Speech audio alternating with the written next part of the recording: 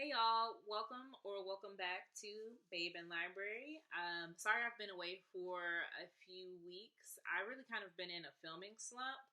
I've been reading quite a bit, but I couldn't really get a grasp on what I wanted to film, and it just became a downward spiral. So today I'm going to do something that didn't really require me to do any reading in preparation for it, and that is going to be my ready, set, go, or red light, green light, yellow light tropes video.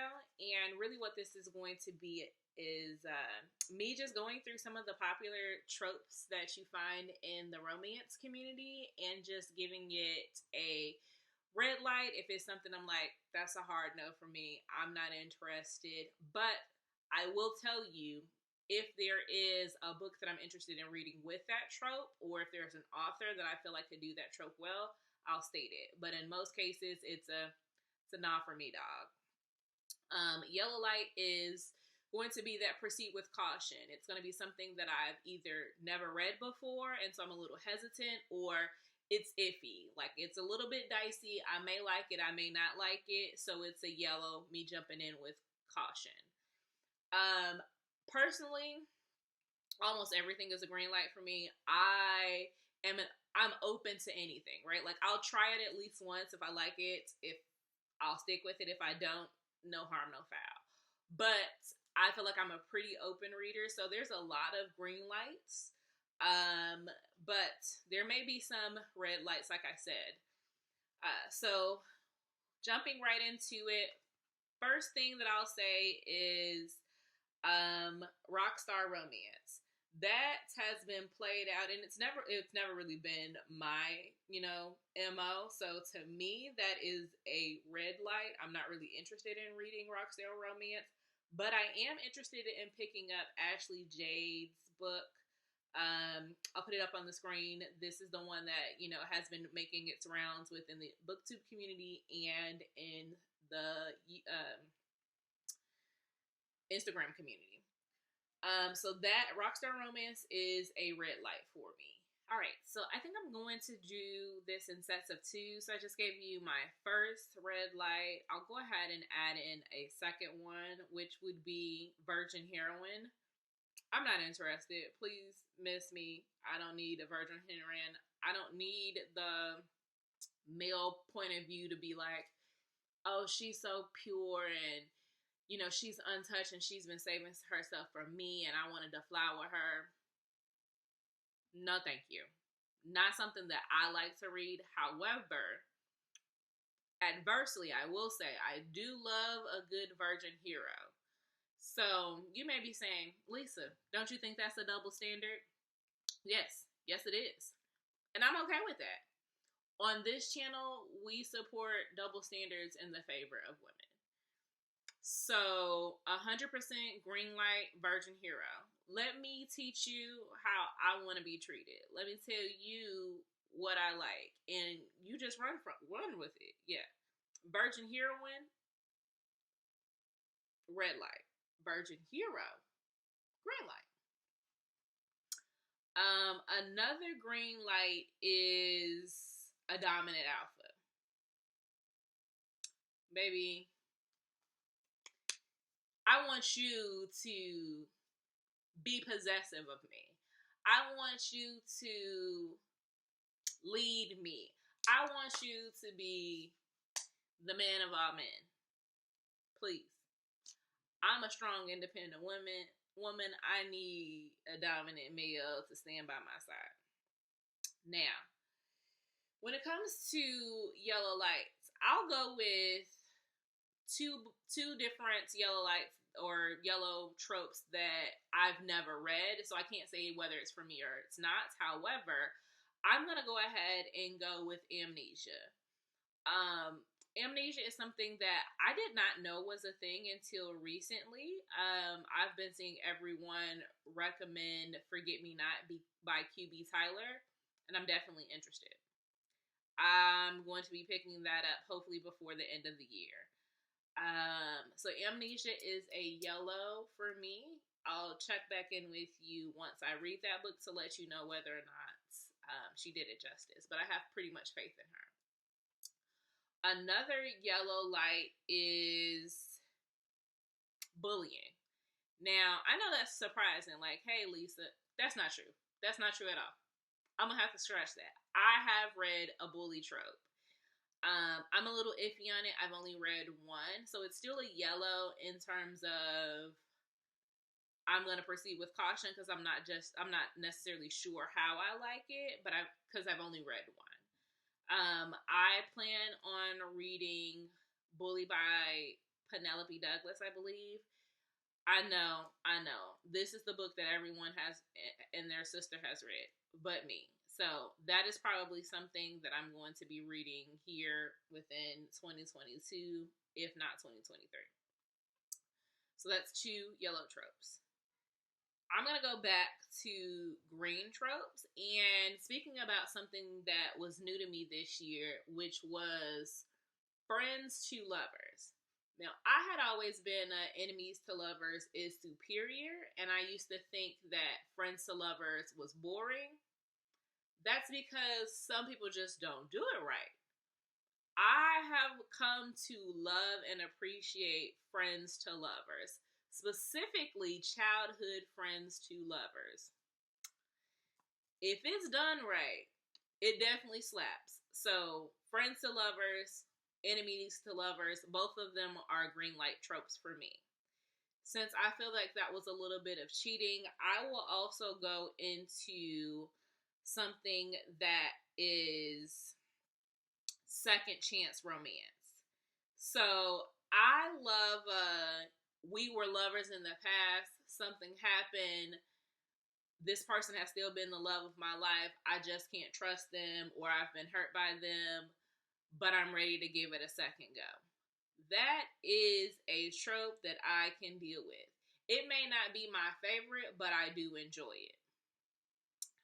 Now, going to back to red light, I will say I am not a roommates to lovers fan. I haven't seen that done or executed well, and I really almost don't care to see roommates to lovers done. It's not really something that is like gravitational pull for me, mainly because I think of a lot of roomies to lovers or roommates to lovers being new adult, and new adult really isn't my primary reading genre. So that's going to be a red light for me. Another red light is cowboy romance. Cowboy romance, small town romance, not really my thing. However, Rebecca Weatherspoon, love her writing, love her stories. She has a black cowboy series that I may pick up just off the strength of her name. So I may have to eat my words if Rebecca Weatherspoon knocks that cowboy romance out the park. I'm not going to say it's a trope that I'm going to love, but I think she's going to be able to do it justice. Now, going back to yellow light, I will say I have never, similar to, I've never read a dominant heroine. So I've read dominant men, as we talked about. That is a top tier trope for me. But I've never read a dominant heroine book. And Denise Williams just said her latest book that's about to come out, which is Do You Take This Man, is going to be a dominant heroine. And so I am intrigued to see what she does with that, because Denise Williams has been knocking it out the park for the last couple of books that she's released. And so if she does dominant heroine right, baby, she's going to be an auto by author for me. Another trope that would be a yellow light for me that I have not read before is your bodyguard romance. So, I like a Royals book, but I haven't read the bodyguard romance. And so there's two authors that I think I'm going to pick up and hopefully maybe do a video over it if I can find enough bodyguard romance. But Mary Catherine Gebhard has a bodyguard romance book, and Anna Huang has a bodyguard romance book. So I am hopeful that those two authors will be able to steer me in the direction where I'm going to be able to move that from yellow to green.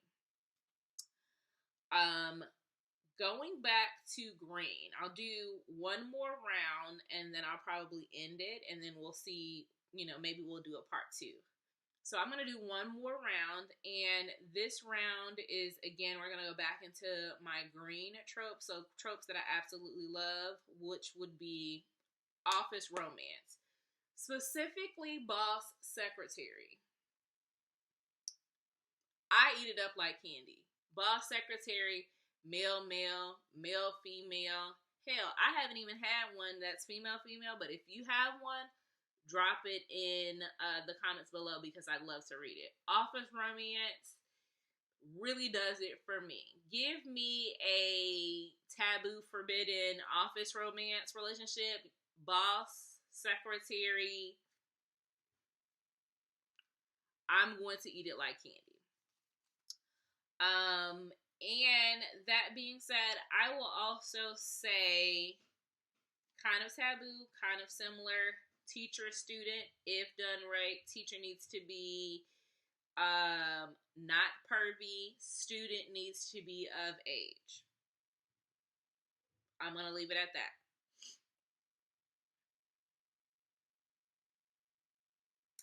Going to red light, I'm going to say this is probably your most common trope, but I will tell you, I actually am just not interested.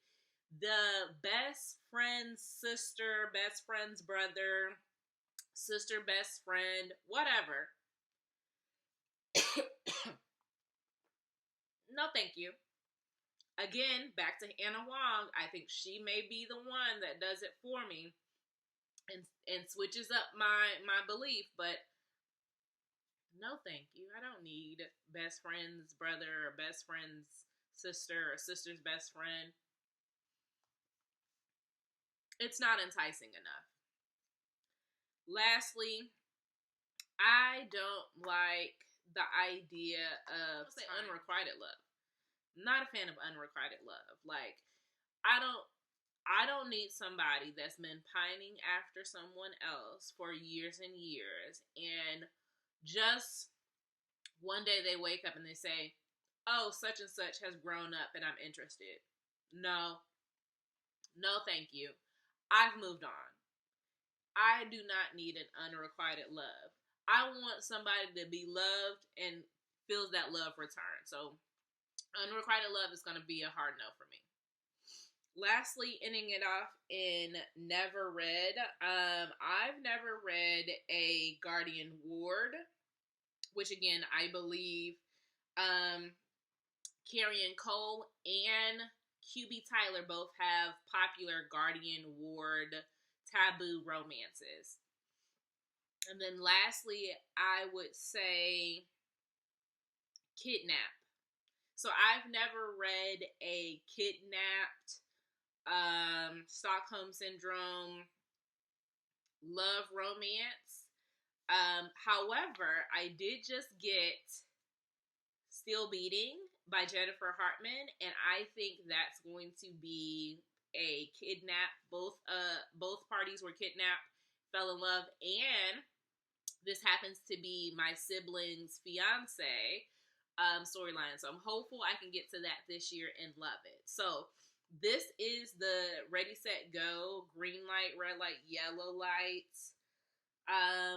recommendation or trope video. Please let me know your green lights and your red lights and things that you would recommend that I've said it is a red light that you think will work for me. Thank you for joining. I hope you either like, comment, or subscribe, and I'll see you next time.